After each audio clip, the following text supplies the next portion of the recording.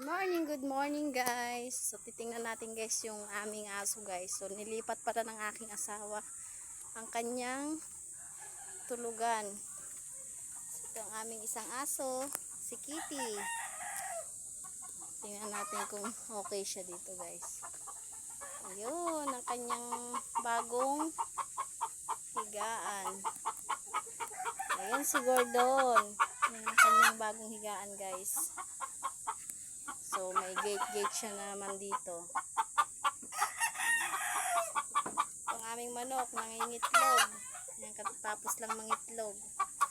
Tingnan natin kung may itlog nga. Ay nako, walang initlog. Naglukog lang.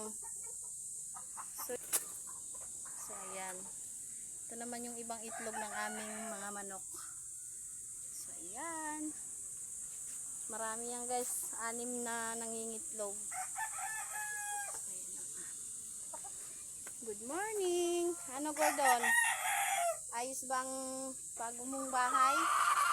Yan naman guys ang aming ibon. So, sarado na natin. Ayan. So, yun lang guys. Thank you for watching guys. Mainit na umaga.